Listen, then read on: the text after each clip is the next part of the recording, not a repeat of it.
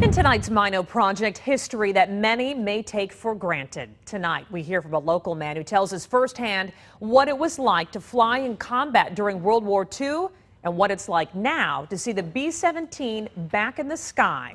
It's a story you'll see only on NBC 26. EAA is a fantastic event around here every year. One of the real cool aspects, a chance for former flyboys to revisit the machines they rode into battle.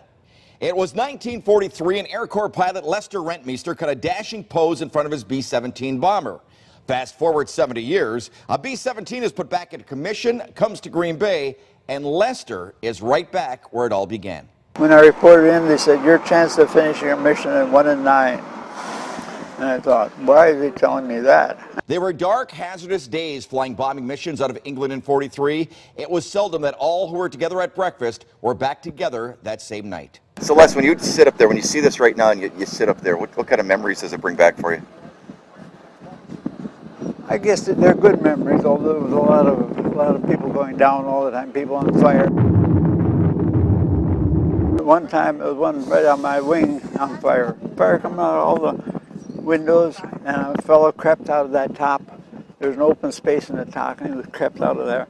And he pulled right away, he pulled his parachute, and it hit the tail, and the parachute panels came out, and he went fluttering down. At 94, Les can still walk you through the plane inch by inch. Twin 50s,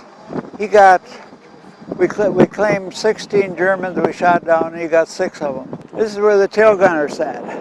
He didn't sit, he knelt all the way for, if we had a 15-hour mission, he knelt all the time. I think he was praying too part of the time. Flying over the scenic landscape of Wisconsin, a far cry from what greeted them in the skies over Nazi Germany. This fellow here, he shot down 3. This guy here went to the hospital, he was wounded. And my bombardier was wounded. But we had a lot of stuff hit the plane. On this day, Les was a passenger, sitting back and enjoying the ride, but more than likely thinking of the days when farm fields were filled with anti-aircraft guns and the skies buzzing with Luftwaffe fighters. The B-17, without question, very deserving of its legendary status in military history, but no more so than the valiant, dashing young men who rode them into battle and often didn't return.